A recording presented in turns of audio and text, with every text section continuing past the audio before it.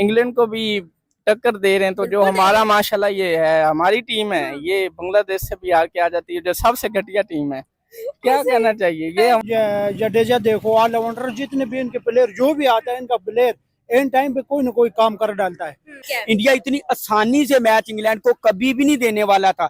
अगर दूसरी तरफ इंडिया की देखे थे तो टोटल कहले बच्चे थे, और इंग्लैंड की साइड देखिए तो टोटल सीनियर थे। जोफ्रा आर्चर जैसे बहुत बड़े बड़े इंग्लैंड के नाम थे। और आप गिल की बात कर रहे हैं, क्या बात है, यकीन माने उसकी तो मैं उसका बड़ा फैन हूँ। बड़ा माशाल्लाह उसका, ऐसे जैसे उसकी 25 साल एज है, ऐसे मुझे लगता है कि जैसे उसका 25 साल का एक्सपीरियंस हो। अच्छा, विराट कोहली के साथ खेले हुए लोग हैं, छोटे छोटे बच्चे आ रहे हैं, उनके साथ परफॉर्मेंस कर रहे हैं, तो वो कहीं से भी मैच को खींच सकते हैं। अगर आप 600 टारगेट दे के ये नहीं कह सकते हो कि ये पाकिस्तानी टीम नहीं है। जोफ्रा आर्चर का जो हाल हुआ वो जोफ्रा आर्चर से पूछे। अब जो उसे चौके छक्के पड़े, और जिस तरह कह लें 3-3 सेंचुरी करनी को आसान काम नहीं था, और बड़ी वो भी अगेन बड़ी टीम के अगेन जाके करनी को बहुत। बात करेंगे इंडिया वर्सेस इंग्लैंड, और आज हमें चौथा मैच ड्रॉ होते हुए नजर आया, जहां पर हमें नजर आ रहा था कि 90% England is going to win with not easy win, बल्कि एक पूरी इनिंग्स के साथ हमें जीत नजर आ रही थी। वही हमें नजर आया इंडियन बैटिंग का एक रिमार्केबल कमबैक, एक मैग्निफिसेंट कमबैक, 3-3 सेंचुरीज, भाई शुभमन गिल की परफॉर्मेंस, द कैप्टन गिल की परफॉर्मेंस, और जिस तरह से आज हमें नजर आया कि एक्चुअल में when we come to talent, when we talk about talent, India. तो हेलो दोस्तों, कैसे आप लोग? वीडियो देखते हैं और बाकी सारी बातें बाद में करेंगे। इंग्लैंड को भी टक्कर दे रहे हैं। तो जो हमारा माशाल्लाह ये है, हमारी टीम है, ये बांग्लादेश से भी हार के आ जाती है, जो सबसे घटिया टीम है। क्या कहना चाहिए ये जडेजा देखो, ऑलराउंडर जितने भी इनके प्लेयर जो भी आता है, इनका प्लेयर एंड टाइम पे कोई ना कोई काम कर डालता है।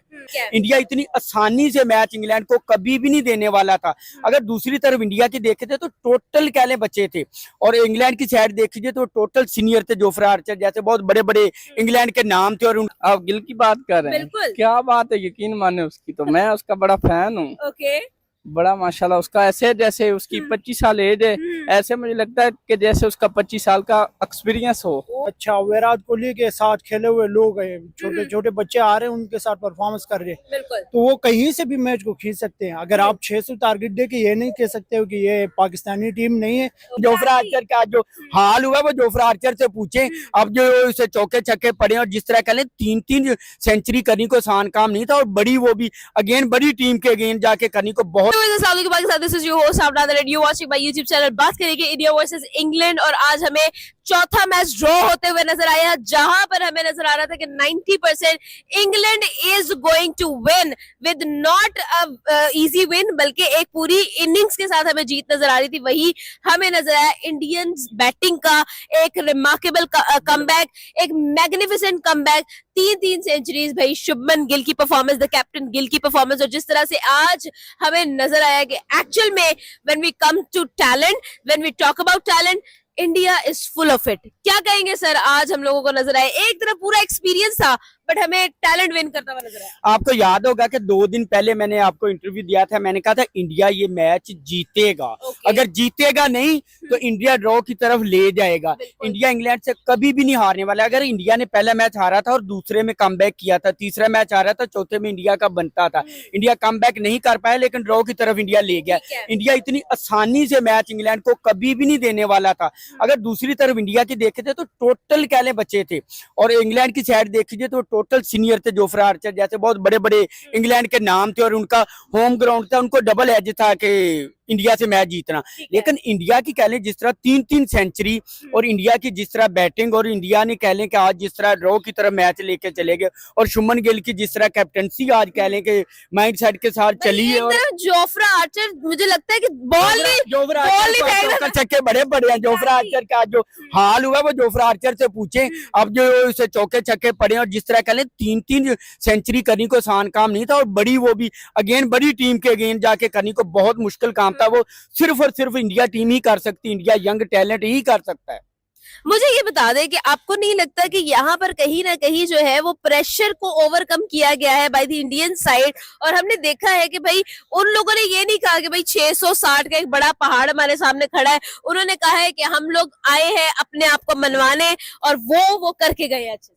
अच्छा मुझे लग रहा था कि जितना उन्होंने टारगेट इंग्लैंड ने दिया है ये वाकया इंडिया टीम पे प्रेशर है। इंडिया टीम के लिए कह लें कि बड़े वो रोहित शर्मा विराट कोहली होते तो कोई कुछ भी नहीं था, लेकिन इन बच्चों के लिए ज्यादा था। लेकिन इंडिया के कह लें कि उन्होंने 1% भी उस चीज का प्रेशर नहीं लिया कि यार ये 600 प्लस टारगेट दिया हुआ है, लेकिन उन्होंने सुकून से खेला। और जिस तरह 2 सुबह इंडिया की कह लें विकेटें गिरी हैं और उसके बाद हमें लग रहा था कि यार ये मैच तो गया, बस ये इंडिया लूज कर गया। लेकिन जो स्टिल उन्होंने खड़े होकर सेंचुरी वगैरह की और उन्होंने जरा सा भी किसी तरह का जोफ्रा आर्चर को चौके छक्के पड़ते हुए नजर आए। बैक 25 साल का नया कैप्टन देखा है जिसने भाई सबको हिलाकर रख दिया है कि वाकई में डिसीजन मेकिंग में रिमार्केबल था। आप गिल की बात कर रहे हैं, बिल्कुल। क्या बात है, यकीन माने उसकी तो मैं उसका बड़ा फैन हूँ। ओके, बड़ा माशाल्लाह उसका ऐसे जैसे उसकी 25 साल एज है, ऐसे मुझे लगता है कि जैसे उसका 25 साल का एक्सपीरियंस हो। तो लेकिन हम लोगों ने ये देखा, पहले तो हम उसकी बैटिंग देखते थे तो हम कहते थे यार कमाल का बैट्समैन है।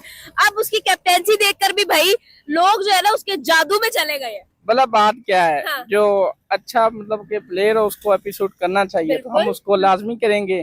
वो अच्छी टीम, हम सपोर्ट कर रहे हैं उनको भी, बिल्कुल वो भी अच्छी टीम है खेलने। ठीक है। जो हमारी माशाल्लाह ये पाकिस्तान की टीम है, इनको देखें तो जगह जगह से हमारा मुंह काला करवा के तो इधर आते हैं, एयरपोर्ट से गुजरते हैं तो कभी अंडे खा रहे, कभी जूतियां खा रहे, कभी मैं कहता हूँ इनकी तो क्या ही बात है, क्या कहें इनको। एक्सपीरियंस था दूसरी तरफ यंगस्टर्स से, लेकिन यंगस्टर्स यहाँ पर रिस्पॉन्सिबल डिसीजन लेते हुए नजर आए। कहीं ना कहीं मैच इंडिया के हाथ से बिल्कुल निकल चुका था, लेकिन कमबैक हमें बैटिंग की तरफ से नजर आया। शुभमन गिल ने अपनी कैप्टेंसी का एक मुजाहिरा दिखाया, एक रिस्पॉन्सिबल कैप्टेंसी करके दिखाई और हमें एक हारा हुआ मैच ड्रॉ की तरफ जाता हुआ नजर आया, जहां पे कहीं ना कहीं हमें सीरीज के अंदर एक जान दोबारा से फूकती हुई नजर आई। क्या कहेंगे सर?